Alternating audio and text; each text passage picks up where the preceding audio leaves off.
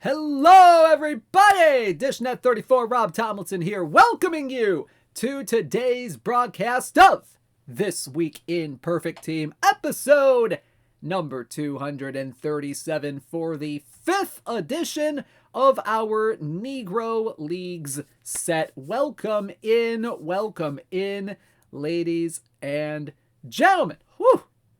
What a day, what a week it has been, and my goodness. Folks, if you all are in the part of the country that is getting snow this week, part of the United States that's getting snow this week, stay safe out there. Yeah, I'm expected to be getting about a foot of snow overnight tonight, so that's gonna be fun. Oh man, yeah, that's gonna be fun times all around. I'm in danger. Oh, gracious. But you know what? This has been a pretty good week either way. Hopefully y'all have had a fantastic week so far in Perfect Team. And you're kind of, enjoying your lunch hour here on this Thursday. Or if you're watching this on the replay stream, your evening. With us here today. I'm looking forward to seeing what kind of cards we've got here today. We got fifth set of Negro Leagues cards based on players that played in those Negro Leagues back in the day. But you know what? Let's go ahead and get things started here today. Let's not waste any more time. Oh yeah, not terrible on snow, just under freezing for several days straight. High of 12 on Monday. Oof, yeah. It's been a little cold here as well, but yeah, the snow is not going to be fun.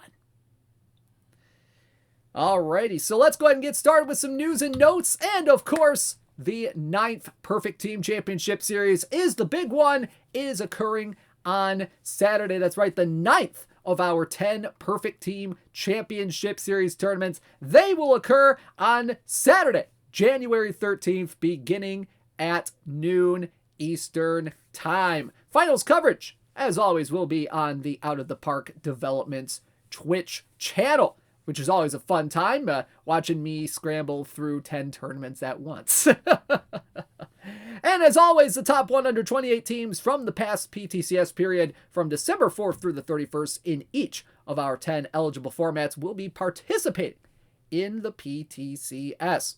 Players will be getting points based on how they finish in the PTCS, and the top 64 teams between the 6th and 10th PTCSs will go to the Perfect Team Master Series coming up a little bit sooner than y'all might think. It's coming up in at least a month and a half at the very least. It's coming up, people. All right. So, this period right here, this month, is your last chance to get in on the PTCS train. Final chance, guys. So if you haven't been playing daily tournaments or weekly tournaments or daily perfect drafts or perfect draft or weekly perfect draft tournaments, this is your month to get in on this. This is your last chance to qualify for a PTCS. First place through 32nd place in each PTCS will get a brand new PTCS exclusive card depending on how they finished. I know Paul did a great job of going through the formats and the card rewards last week. Thank you so much to him for handling that as well. And of course, like the Perfect Team Master Series, players will get all cards below their finish as well, if applicable. So there's a look at the PTCS. That's going to be a fun one coming up this Saturday. Should be a fun time. Speaking of fun time, I'm gonna be going on vacation and having a fun time down at a convention and late next week. So your boy's gonna be on vacation a little bit. So let's talk about what this means for the Twitch streams coming up. So I'm taking a well-deserved vacation. I deserve a vacation often enough, given everything that I do in my personal life and everything. So this is a pretty good time, take a little vacation, like right near the end of the cycle and all that good stuff. Have some fun with some friends, take a little load off from work and everything. And yeah, I vacationed last year and won another one. I know I'm getting a little greedy with these vacations. Not gonna lie here. But either way, here's how it's gonna affect the Twitch broadcasts.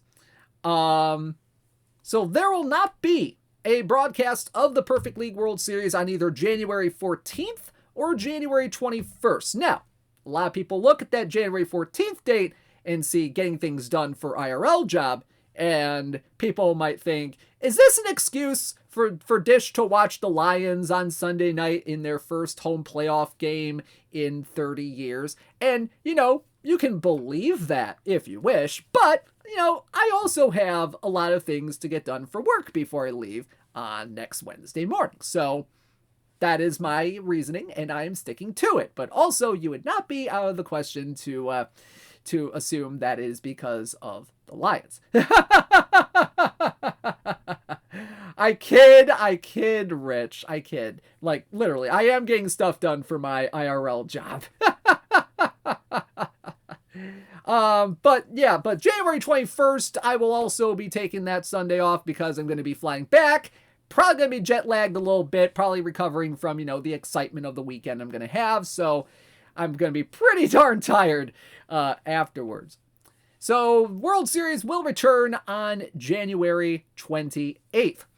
Paul, our good pal Paul Sporer, is going to fill in on the January 18th this week in Perfect Team. So that's going to be fun. There's a fun little stream coming up, some fun content coming up on that particular stream. So definitely stay tuned for that.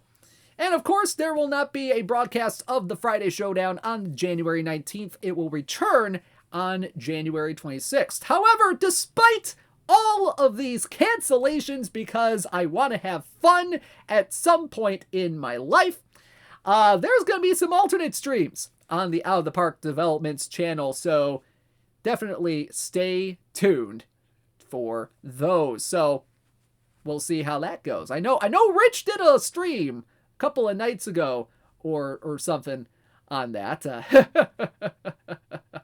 Yeah, I know. They let me have a life, and I really do appreciate them for that. I gotta shout out Rich. He's a good guy. He understands that I have a lot of obligations and stuff and all that good stuff. So, Rich pulling Ohtani from a pack? Okay, quick question. Was it the live Ohtani or was it the PT Elite Ohtani? Because there's a huge difference right there. Alrighty. It was Elite. Oh my God, are you kidding me? He pulled the PT Elite Ohtani. I can't even get a PT Elite Ohtani. Congratulations, Rich. Congratulations. All right.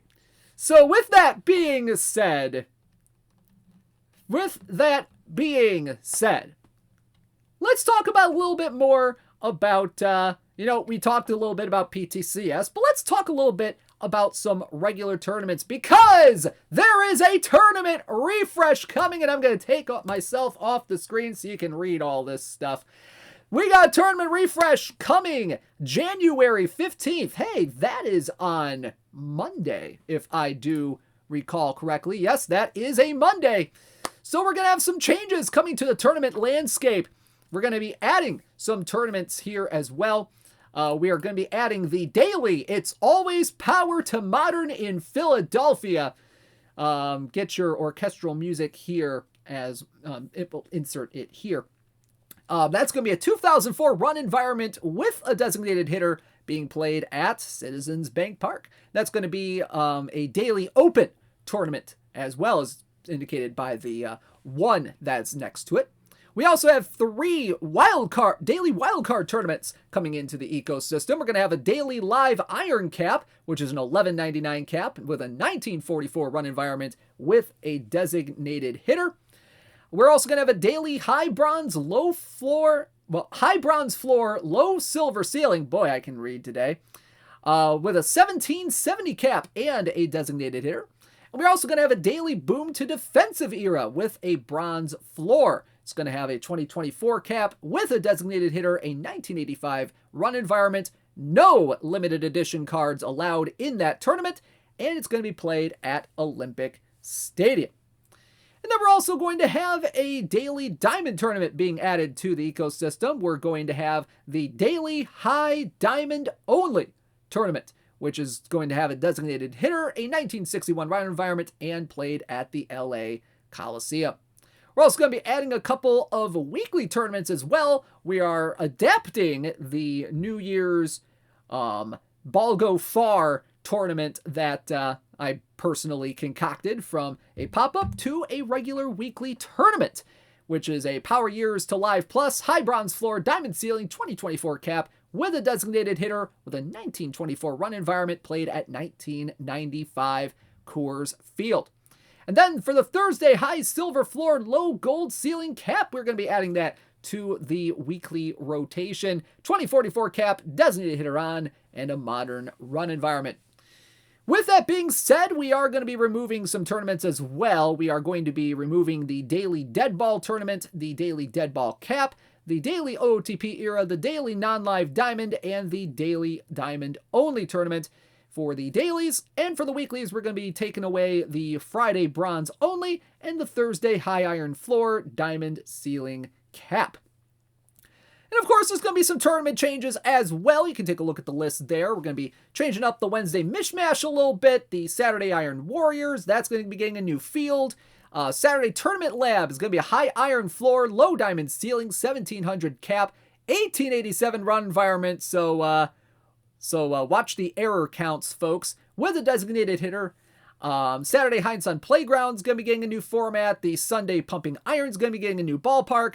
The Saturday Overnight Under the Covers is getting a new format. And the Sunday Nightmares is going to be getting a revised format as well. So there's a look at the traditional tournament changes, but let's take a look at the Perfect Draft tournament changes that are going to be coming on Monday. All these tournaments that are going to be added, they're going to be on rotating stadiums with a designated hitter and limited editions available to draft. We will be adding the Daily Perfecto Morning Jog with a 2019 run environment, the Daily Perfecto Nap Time with a modern run environment, the Daily Perfecto Snack Before Dinner with a 1994 run environment, the Daily Perfecto Don't Forget to Take Out the Trash modern run environment.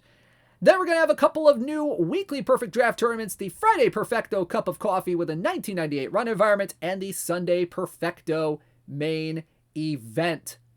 So that's going to be some fun stuff coming right here, especially for me as I'm a aficionado of weekly Perfect Drafts, even though I kind of stink at them. With that being said, we're going to be removing the Daily Perfect Draft 2 and 3, the Daily Get in Line, the Daily Double Perfect Late Night. We're also going to be getting rid of the Friday Back to Basics and the Sunday Perfect Draft main event to make room for those tournaments. And there's one Perfect Draft tournament change that is being implemented. Laptop Hound's Daily Lower Level Leisure Lounge is now going to be played in a 1985 run environment with a rotating stadium. Very, very interesting stuff coming up there for this tournament refresh. All right, and the full list, if you want to take a look at it again, it's going to be posted on the forums and posted as an announcement in the Discord here very, very soon. All right, real quick before we get to the content, we have a limited card update and the Mike Cuellar that was released on Laptop Hound stream pre-show stream last week. 43 out of those 100 cards have been pulled as of just before 10:30 a.m. Eastern Time today. So there's still plenty to get out of those packs. Out of packs. Plenty of Mike Cuellars left in packs. Alrighty, so let's go ahead and get to the content, shall we? Today's content, Negro Leagues Set 5, and I have a pretty decently good feeling that this is going to be the last set of Negro Leagues cards. If Paul's in the chat, he could probably confirm that, but I have a feeling this is going to be the last set of Negro League cards that we will have for this cycle. So correct me if I'm wrong on that, Paul.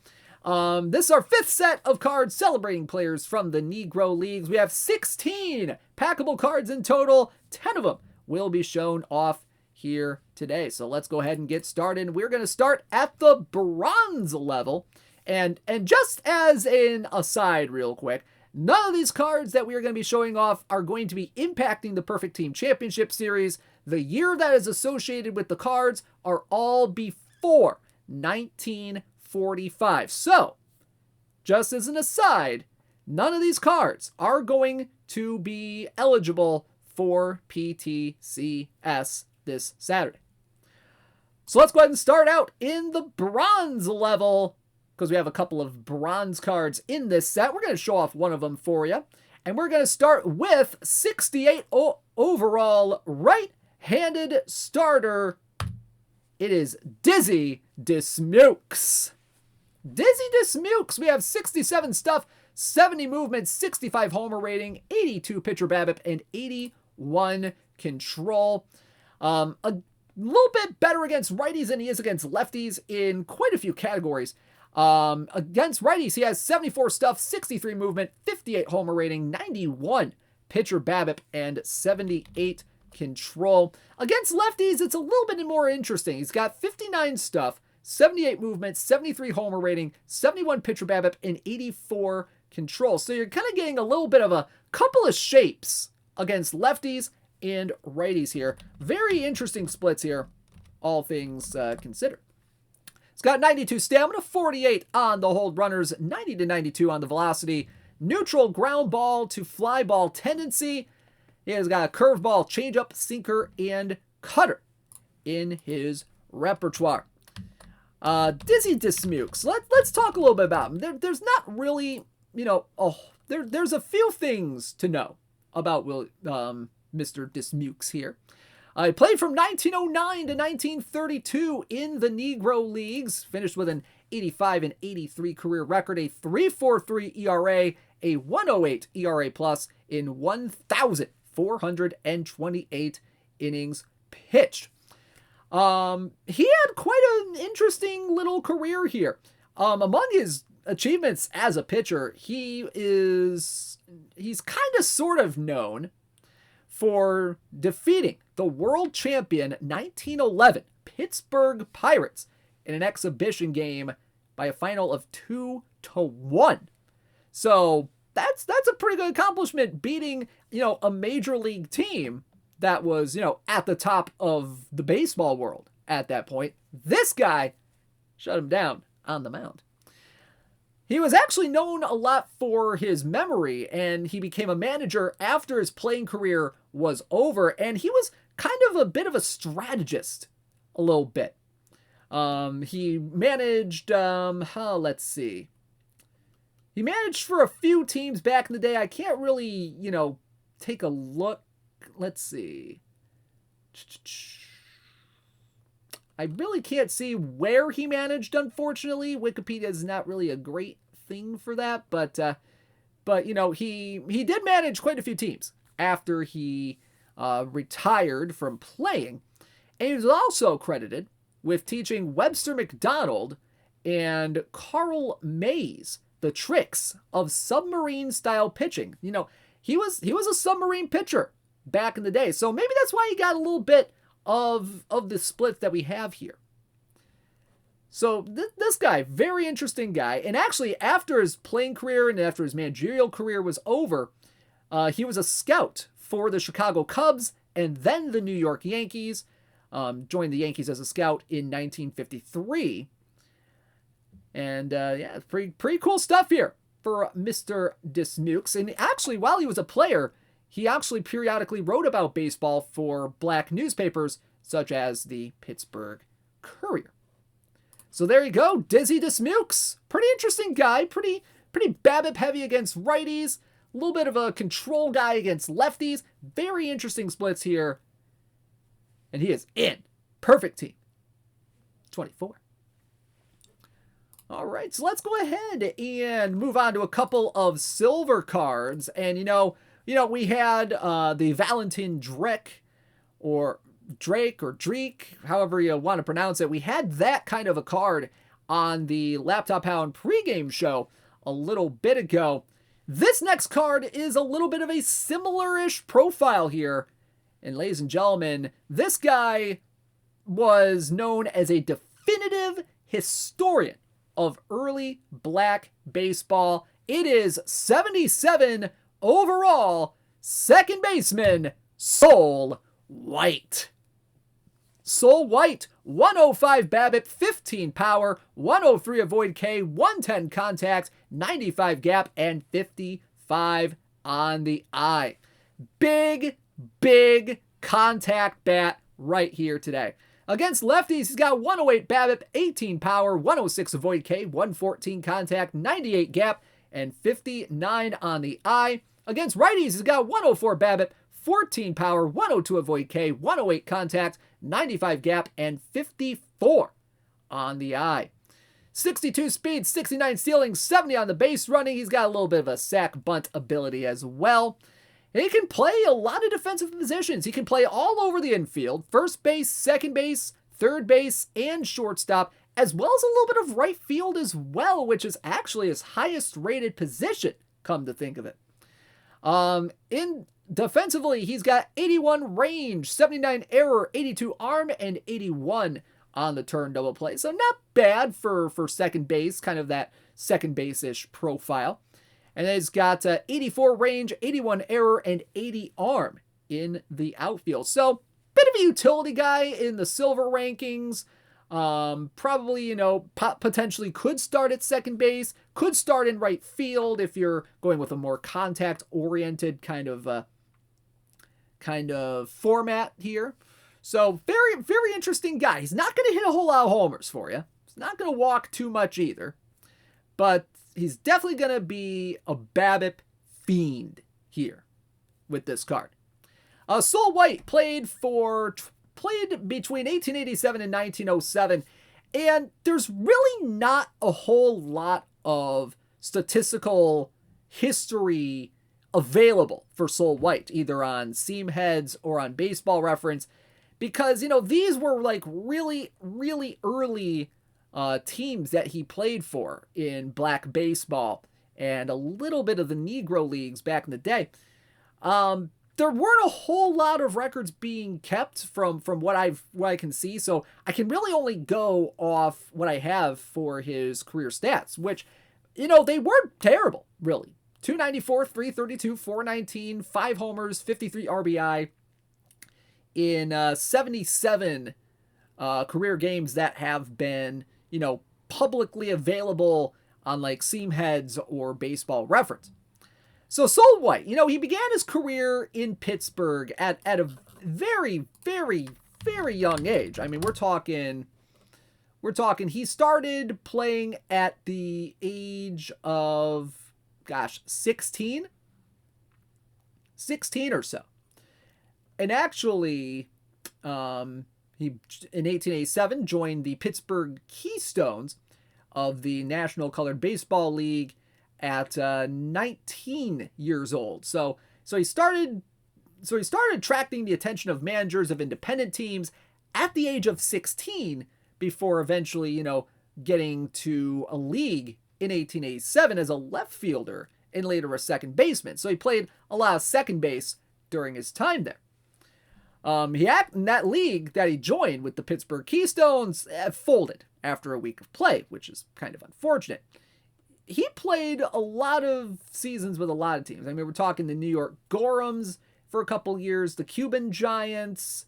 He was with the Chicago Columbia Giants, the Philadelphia Giants, the New York Lincoln Giants for a little bit in after 1910 or so. But these are the stats that we only have between 1887 and 1907. Now, as a manager, Sol White became a manager after his playing career was over, and he managed the Philadelphia Giants to 4 straight black baseball championships between 1904 and 1907. And in 1907, he wrote the first ever book on black professional baseball called Sol White's Official Baseball Guide, or also known as the History of Colored Baseball.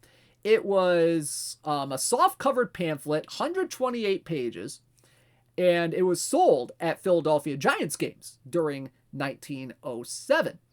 And it would remain the only one for more than 60 years until Robert Peterson published Only the Ball Was White in 1970. So a little bit of historical significance for Sol White. He may not have had, a lot of stats as a player that we could look up, but he was a very well-regarded historian of black baseball of his day. And that's pretty darn good right there. So there you go. Sol White from our Negro League collection. He is in Perfect Team 24. Alrighty, we got one more silver to show off before we get to a few golds that we have. Or at least, 1, 2, 3 golds that we have. So let's talk about our second silver. There's a few silvers in the set, but not too many. So let's go ahead and get to our next card. It is a left-handed starter played in the 1910s and the 1920s. Ladies and gentlemen, we have left-handed starter 77 overall, Jim Jefferies. Jim Jefferies, lefty starter, 66 stuff, 98 movement, 91 homer rating, 91 pitcher BABIP, and 77 on the control. Against lefties, he's got 68 stuff, 101 movement, 92 homer rating, 95 pitcher BABIP, and 75 control. Against righties, he's got 65 stuff, 98 movement, 90 homer rating, 90 pitcher BABIP, and 77 control. 106 stamina, 73 on the hold runners. He is an extreme ground ball type, 90 to 92 on the velocity with a fastball, slider, curveball, changeup, and cutter combination on his repertoire. Now, while he can pitch, he can also play a little bit of left field, center field, and right field. However, not that great of a bat in the lineup. He's got 48 contact and 5 power, 73 eyes, so it's not great, to be honest, but, if you need someone to play left field, center field, or right field in a little bit of a pinch, this guy could definitely do so. Definitely do so. So Jim Jefferies, let's talk about him a little bit. There's honestly not a whole lot that we can talk about with Jim Jefferies. I mean, we're talking, this is a guy with like maybe one whole paragraph on Wikipedia. So we can really only go off what we can see statistically with what he did. And what he did as a pitcher wasn't half bad. 1913 to 1928, he finished with a 64-60 record, a 3.53 ERA, 425 strikeouts, and 349 walks. So this guy, he walked quite a bit of folks. And, walks could be prevalent back in those days as well. We're talking the 1910s, the 1920s, which really valued discipline at the plate. But in 1922, he definitely had his best season, and that is actually the year that this card is based on. He went 21-13 in 40 games for the, oh gracious, let's see. Can I see what we got? The Indianapolis ABCs. That's right. The Indianapolis ABCs, which was mainly the team he played with for quite a few years. He actually played 9 years with the ABCs. 1922 finished 21-13 in 40 games started. Well, 40 games, 22 of them started, had 15 complete games, 1 shutout, and actually a couple of saves as well. Had a 3.51 ERA and a 1.27 ERA plus in 220 and 2/3 innings pitched. Now, as a hitter, like I said, he wasn't great. Hit just 209 as a hitter. Played outfield, played pretty much, all outfield positions. So that's where you got the left field, center field, right field. He actually had a couple of seasons in center field. Didn't play right field and left field as much as he did center field, but it was kind of close, to be honest. Only hit 1 homer, and that was during the 1916 season, where he actually hit 301 that year.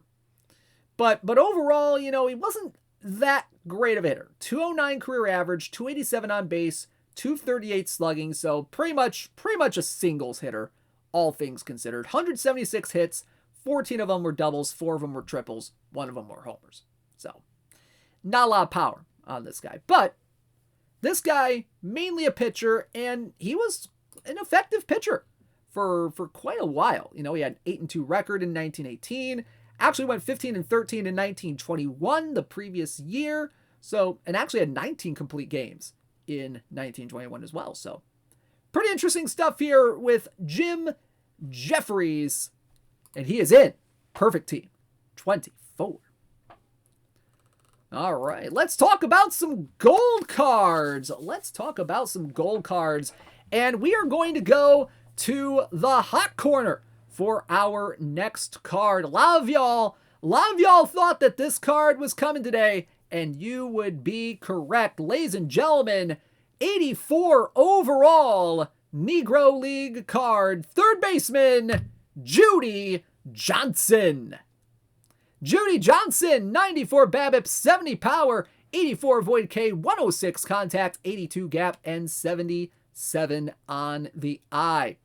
This guy, pretty good contact hitter and a pretty good BABIP hitter as well. He's got 97 BABIP, 76 power, 89 avoid K, 112 contact, 88 gap, and 80 eye against lefties. Against righties, he's got 93 BABIP, 68 power, 82 avoid K, 104 contact, 80 gap, and 76 on the eye. 63 speed, 77 stealing, and 70 base running as well. He can play second, he can play third, he can play shortstop, though his defensive profile, definitely screams third base here. 79 range, 83 error, 92 out infield arm, and 67 on the turn double play. So this Judy Johnson could definitely play quite a bit in some low gold tournaments, especially given the profile that he has. Judy also can bunt quite a bit. 92 stack bunt, 100 on the bunt for hit. Let's talk about Judy Johnson. Judy Johnson, had quite a career. From 1918 through 1936, Judy Johnson hit 296, 343, 410 with 39 homers, 638 RBI. He also had 66 triples in his career and 200 doubles. So that's why he's got a little bit of gap power in there as well. Had a few double-digit stolen base seasons as well. Just 3 of them though, so nothing too crazy, at least from what we can see on statistics that are publicly available. 1925 though was definitely his best season, where he hit a cool 378, 415 on base, 552 slugging, had 6 homers, 67 RBI, 16 doubles, 8 triples as well, a 147 OPS plus. So very good hitting year that year for Judy Johnson. Plus, he played some pretty dang good defense as well. He was noted for his fielding prowess in his career, plus his strong throwing arm. So he's got a bit of a cannon over at third base. Not as much as some others, but definitely, right up there with a strong arm right here. Now, after his playing career was over, he was an assistant with the Philadelphia A's in 1954 before the Athletics relocated to Kansas. He was assigned as an assistant coach tasked with instructing Bob Trice and Vic Power during spring training that year. Now, he's not officially recognized as the first African American to coach in Major League Baseball. That distinction goes to Buck O'Neil. But Judy Johnson was an assistant in 1954 during spring training with the Athletics. So that definitely does count for something. So that's pretty darn good. That's pretty darn good right here. He also spent time scouting with the Braves, the Brewers, the Phillies and the Dodgers in the 50s and the 60s, and he is also credited with signing Dick Allen and Bill Bruton. And Bill Bruton, funnily enough, later became his son-in-law. So there's a little family connection there. So there you go. Judy Johnson from our Negro League collection. He is in Perfect Team 24. Some awesome stuff here for Judy Johnson. All right, next up. Oh man, this guy, may have been known more as a manager, but man, this next guy was a dang good hitter as well. And this guy is definitely going to hit quite a bit in gold tournaments. Ladies and gentlemen, we have 85 overall left fielder from our Negro League collection. It is Victorious Vic Harris. Vic Harris, 94 BABIP, 46 power, 91 avoid K, 100 contact, 114 gap, and 101 on the eye. Against righties, we got 96 BABIP, 47 power, 92 avoid K, 102 contact, 116 gap, and 103 on the eye. Against lefties, it's a little bit lesser since he's a left-handed hitter here. 89 BABIP, 43 power, 86 avoid K, 93 contact, 109 gap, and 94 on the eye. Defensively, he can play quite a few positions. He is a catcher. He is a first baseman. He's a third baseman. He's a left fielder, center field, right field. 6 positions that this guy can play. 67 catcher ability, 67 on the arm. In the infield, he's got 72 range, 72 error, 80 arm, and 79 on the turn double play. And in the outfield, he's got 88 range, 89 error, and 83 on the arm. Speed, stealing, and base running are not bad for Vic Harris. He's got 82 speed, 90 stealing, and 101 on the base running. And he can really sack bunt too. 106 sack bunt and a 103 on the bunt for hit. This guy right here, very interesting player. Hit 306, 374, 433 in his career between 1922 and 1947. Had 41 career homers, 498 RBI. Had some really good years in him. Some really, really solid years. And one of the best ones he had, 1937 with the Homestead Grays, which he played 21 seasons for the Homestead Grays. Hit 327, 398, 545 with 5 homers, 48 RBI. Wasn't his best power year. You would have to go back to 1930 where he hit 7 homers and 43 RBI and hit 359 for the Homestead Grays in 55 games. But this one right here, 1937, he also had 17 doubles and 6 triples, which tied for career highs for him in those categories. So that's why he got quite a bit of gap power on this card. 116 gap against right, 109 gap against left. So this guy could definitely hit quite a bit of extra base hits. He actually had 149 career doubles, 63 career triples. So not a bad little career Vic Harris had there as a player. Now, as a manager, he had 11 seasons as a manager. Never, ever had a losing season as a manager of the Homestead Grays or as a manager of the Birmingham Black Barons in 1950. He managed the East team in 8 East-West All-Star games, 4 more than Oscar Charleston did as a manager. And he won the last Negro World Series in 1948 as the Homestead Grays left the league not long after. Pretty much, very good stuff. His teams posted a 547, 278, and 2 mark in organized league play as a manager. and a 10-15 mark, funnily enough, during postseason play. He's known as a good motivator and was well liked and respected by the players that he managed. And with that winning percentage of .663, he has the highest percentage among managers who managed at least 500 games in Major League Baseball, which includes the Negro Leagues. Only Bullet Joe Rogan, who won 257 games in 369 attempts, has a higher percentage than Vic Harris in history.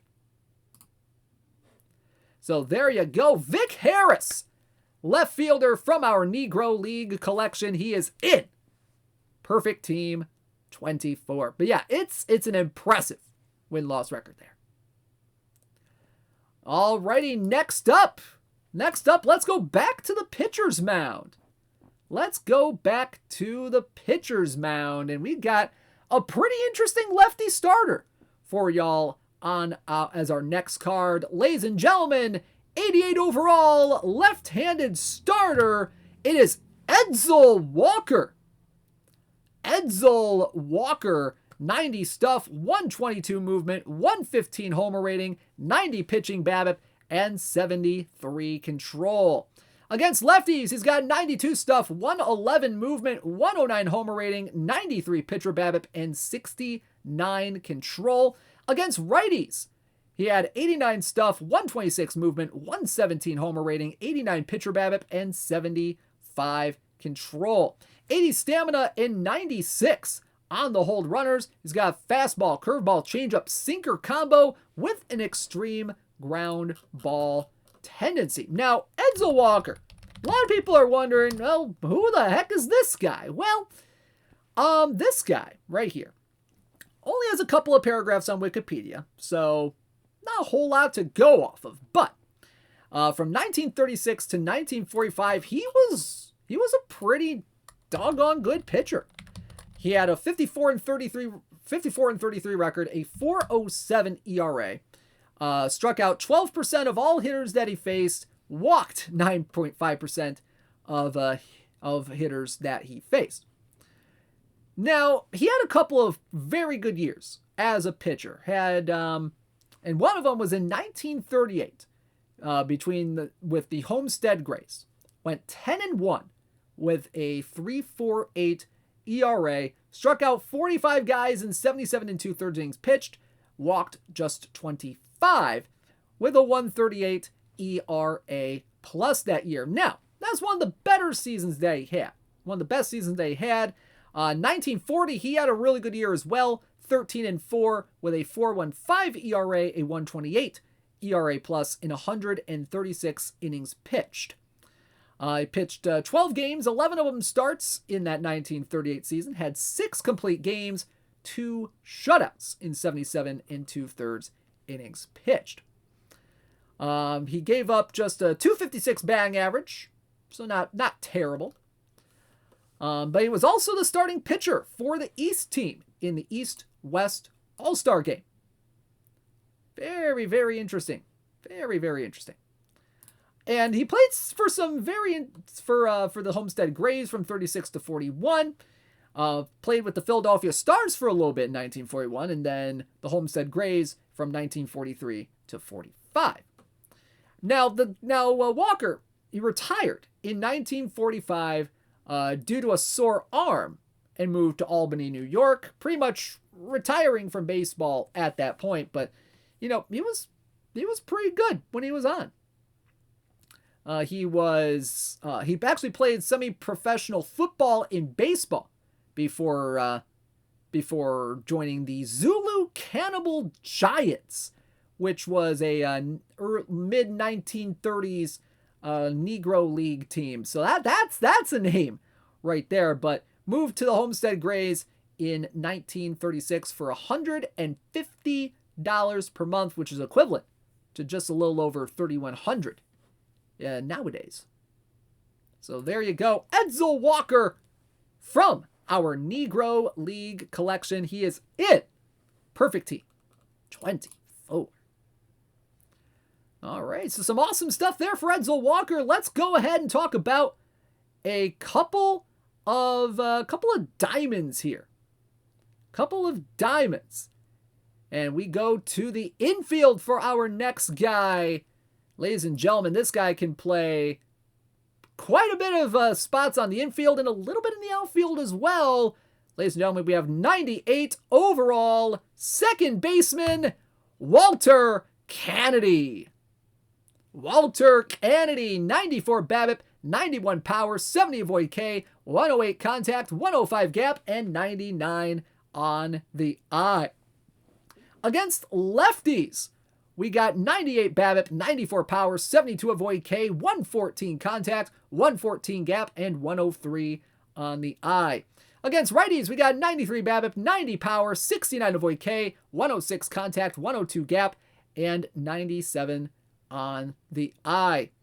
He can play second, he can play third, he can play short, he can play left, and he can play center field. Defensively, not bad on the infield. 91 range, 91 error, 94 arm, and 94 on the turn double play.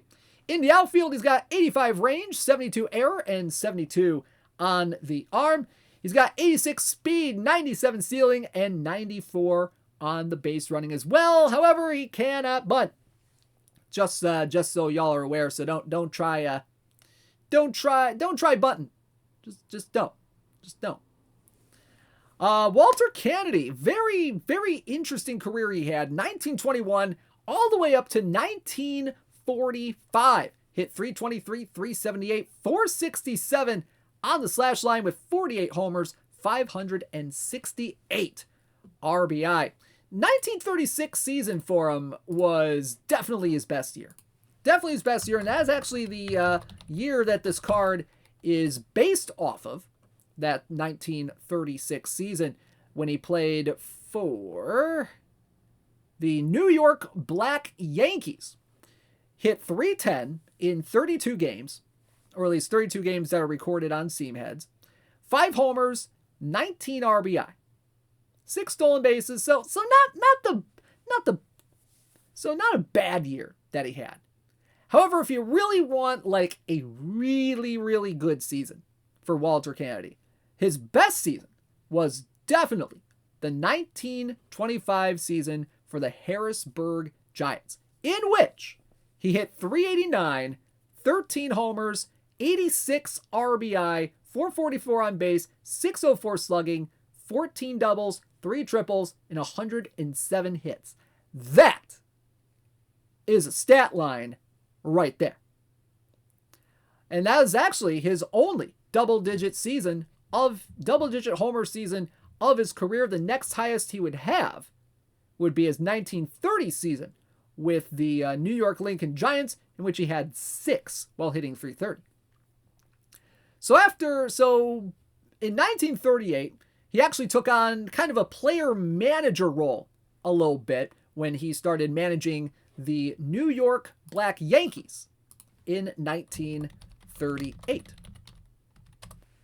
Now, this guy was known as Rev Kennedy. We don't know exactly where that nickname came from. However, if Rev is something to be, inferred about, maybe it was a pastor's son or something like that. I'm just taking a wild stab at it, but I could definitely be proven wrong on that. But overall, he had 1 season managing the New York Black Yankees. That team finished 11-28-1.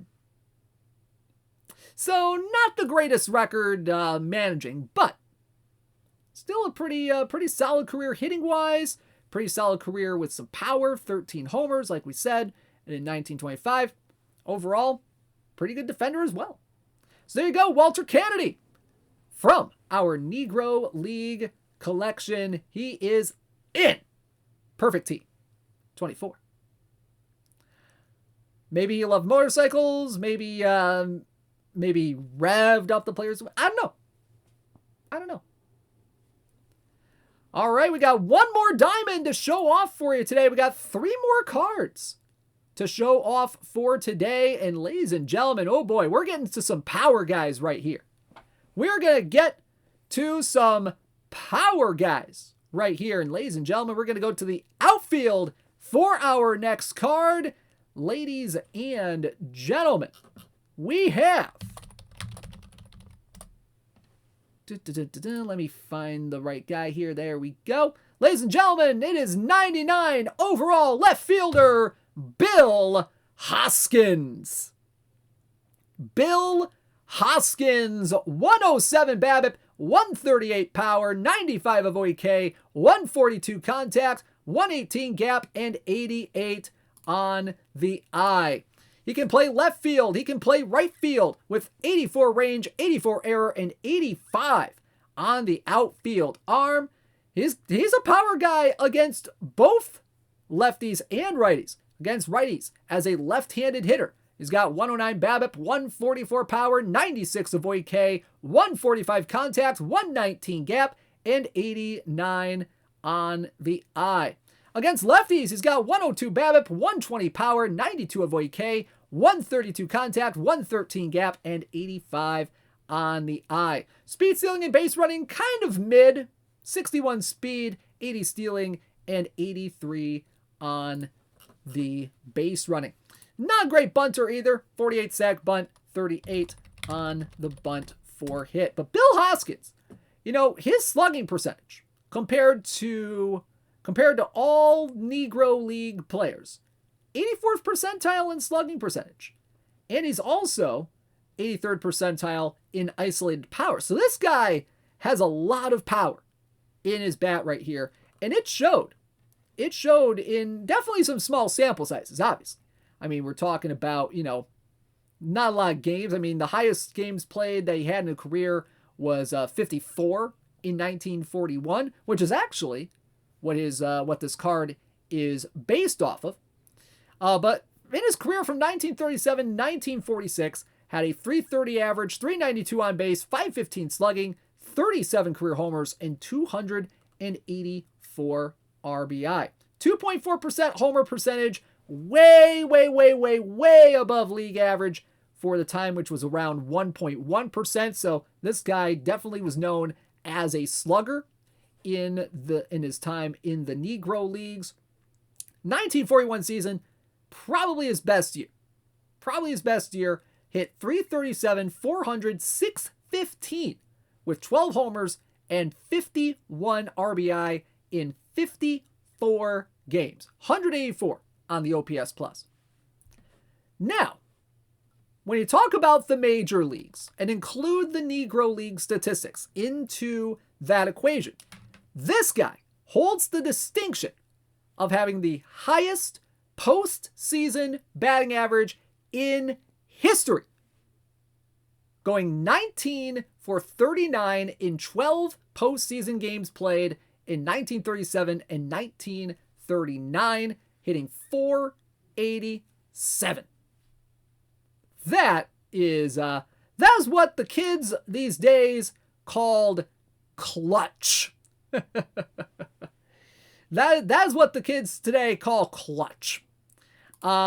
He spent most of his career with the Baltimore Elite Giants. He played 9 seasons for them. Had a couple of years with the New York Black Yankees as well.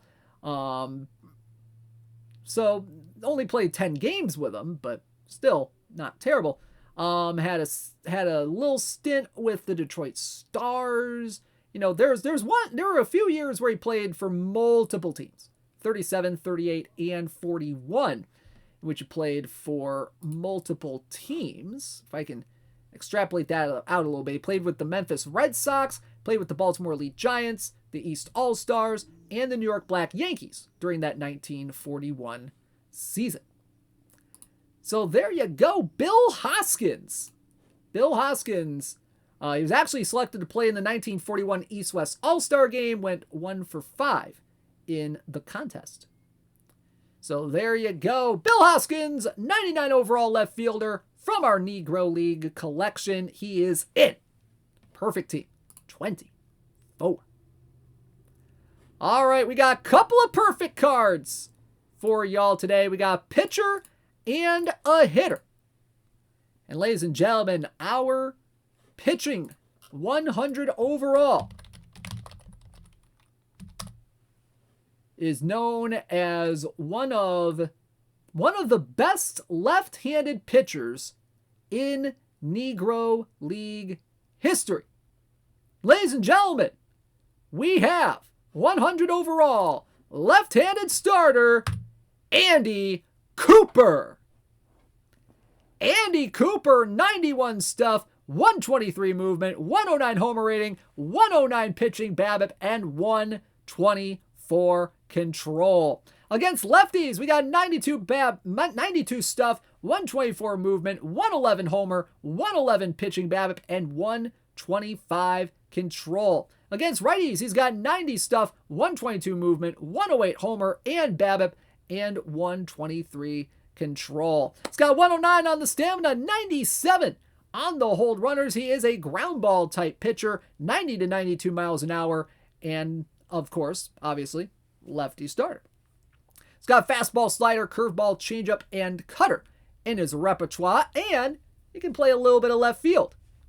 So if you need a guy that can play a little bit of left field in a pinch when you really need it, maybe, you forget to draft a left fielder in a perfect draft, which, hey, I've forgotten to do that too sometimes. He can stand out there in left field. So Andy Cooper, his statistics, pretty darn good for his career in the Negro Leagues. Played from 1920 to 1939, compiled 128 wins, 75 losses, a 3.58 ERA in 1,784 career innings pitched. Struck out 810 batters, only walked 397 of them. Now, this card was based on his 1928 season with the Kansas City Monarchs, which he went 12-7 with a 3.38 ERA, 1.12 ERA plus, where he also had 9 complete games and 2 shutouts. Now, Andy Cooper, he had multiple double-digit win seasons. He was a winner in his career. Let's talk about his stint with the Detroit Stars. He played for them in the 20s. Had a 12-5 record in 1922, 16-7 in 23, 12-7 in 24, 12-2 in 25, 13-9 record in 1926, and then he had a 15-4 record with the Monarchs in 1929. His ERA was right around maybe mid-3s, low-4s, mid-3s to mid-4s in terms of ERA, but he could also do a lot of complete games. He had 112 complete games in his career, had 13 shutouts in his career. But one little factoid here is that he is the Negro League record holder for the most saves in Negro League history. Seamheads has him down as having 28 career saves. So, not bad. Not bad whatsoever. Now, one kind of a funny-ish story with Andy Cooper. So, there was a time where there was a threat of a ban for contract jumping. Now, player pay in 1927, I'm kind of paraphrasing from Wikipedia here a little bit. Player pay had been cut and morale was kind of low in the Negro National League around the 1927 season. In the Negro National League and in the Eastern Colored League as well. So, to limit players' options for kind of traveling around a bit, the leagues announced a 5-year ban on any contract jumping players. Any of them. So if you decide to jump your contract, go to another team, you'd be banned for 5 years. Crazy, right? Crazy to think about, right? Well, Andy Cooper and 3 other Negro League players, Biz Mackey, Rap Dixon, and Frank Duncan, decided to kind of test the waters a little bit, kind of poke the bear a little bit, so to say. They joined a traveling all-star team called the Philadelphia Royal Giants in a 4-month barnstorming tour of Japan.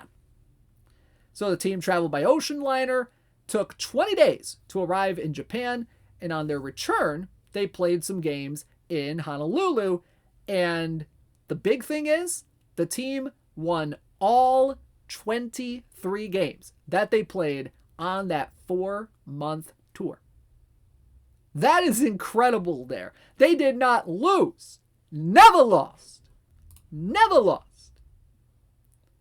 Honestly, bring back barnstorming. Hey, that'd be fun. That'd be fun to see some barnstorming teams going around.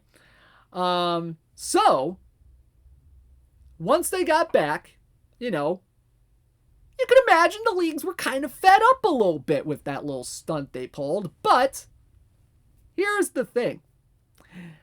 Cooper did not get a 5-year ban.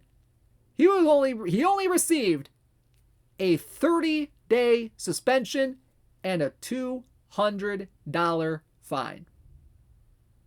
That's it. So, if you kind of think about it a little bit,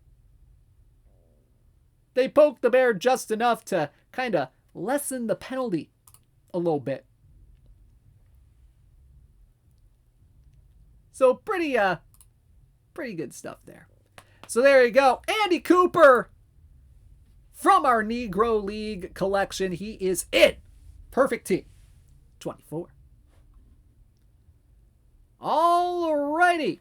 Our final card of the day. Man, I tell you. We had Bill Hoskins just a little bit ago as a big power guy. Big power guy. This one right here. Probably the best hitter we have in this set. Just as much of a power guy. And a BABIP threat. And a little bit of an eye threat. This guy. Right here.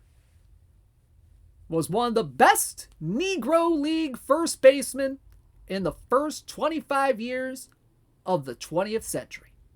Ladies and gentlemen, 100 overall first baseman, Edgar Wesley. Edgar Wesley, 122 BABIP, 144 power, 100 avoid K, 157 contact, 99 gap, 104 on the eye. Against righties, he's got 122 BABIP, 149 power, 102 avoid K, 160 contact, 100 gap power, and 106 on the eye. Against lefties, he's got 119 BABIP, 131 power, 96 avoid K, 150 contact, 95 gap, and 99 on the eye. Defensively at first base, he's pretty darn good at it. 80 range, 81 error, 83 arm, and 79 on the turn double play. Speed, stealing, and base running. Not a great speed guy. 57 speed, but pretty good on stealing. He's got 89 in stealing and a 92 in base running. He's not a bad bunter either. 85 sack bunt and 86 on the bunt for hit. Edgar Wesley played in the late 1910s to the late 1920s, 1917 to 1927. Compiled a 319, 384, 526 slash line with 92 career homers and 463 RBI. 1922 was one of his best years as a player. Let's talk about that 1922. So 1922, playing for the Detroit Stars, had a 288 average, 365 on base, 544 slugging, 18 homers. Actually, no, I'm reading the wrong line. Hang on. Hang on. 1922. I was reading his 1923, which is actually better. 1922, we had a 349 average, 412 on base, 541 slugging, 9 homers, 68 RBI, career highs in doubles, triples, and hits. 107 hits, 18 doubles, 7 triples. He also had a career high in stolen bases with 11 of them.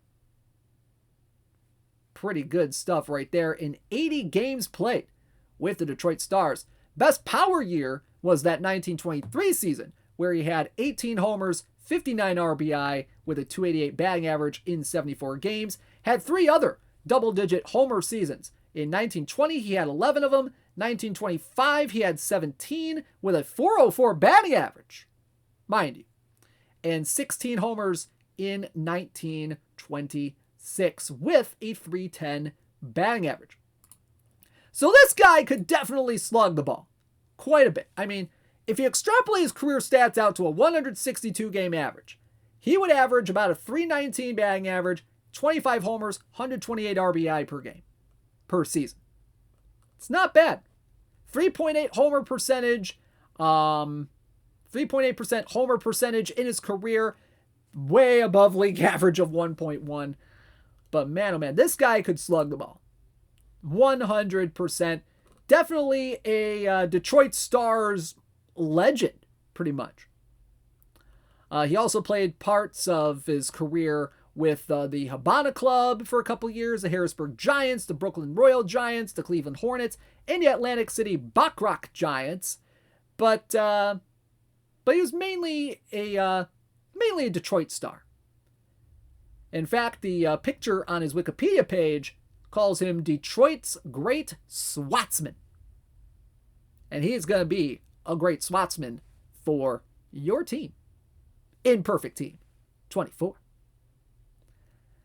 So there you go. There you go. There's a look at the players that we have. But here's the rest of the cards that we have in today's set. We have 69 overall lefty Jonas Gaines from 1941. We have 72 overall Lyman Bostic from 1940. 76 overall John Williams from 1928. We have Dick Redding from 1925, an 82 overall right-handed starter. We have Tom Young, an 84 overall catcher from 1929, and 86 overall outfielder Valentin Drake from 1924. So there's a look at some of the top cards in our Negro League set. You know, Dick Redding, Tom Young, Judy Johnson, Vic Harris, Valentin Drake, Edsel Walker, Walter Kennedy, Bill Hoskins, Andy Cooper, and Edgar Wesley. Awesome. Awesome stuff right here. A lot of awesome cards here today. Not going to lie. All right, before we sign off for today, let's go ahead and say congratulations to our weekly leaderboard champs. We have Daily Iron was won by M. the Bow this week with the Madison Mashers with 180 points. Daily Bronze won by Mandy T. and the Madison Moundsmen with 171 points. Daily Silver was won by Jimbo Dan 1 and Strong Badia Tires with 143 points. Daily Gold was won by Infinite and the Murray Giants with 114 points. Daily Diamond won by Mawiffin and the Tavistock Baseballersons with 149 points. Daily Open won by Filson 16 and the Boston Mean Beans with 85 points. Daily Wildcard won by Waddy 3 and the North York No Logo with 139 points. That's the second week in a row that Waddy 3 has won that particular tournament, at least tournament type. In the weekly tournaments last week, the top of the leaderboard went to Issa Duffo and the Florence Baycats with 135 points. Second week in a row that they have won that. Perfect Draft Daily tournaments went to a tiebreaker with 131 points. And the winner of that tiebreaker was HPPPPY and the Lindy Hops. Congratulations to them. And also congratulations to Lalorts and the Galveston Shorebirds, who won the PD Weekly Leaderboard Championship with 70 points last week. So guys, thank you so much for tuning in to this edition of This Week in Perfect Team, episode number 237 for our 5th Negro Leagues set. Thank you all so much for tuning in. I will see you back here tomorrow for the This Week in Perfect Team Friday Showdown. As for This Week in Perfect Team, next week, Paul Sporer will be hosting the show. Going to be some fun times going on there.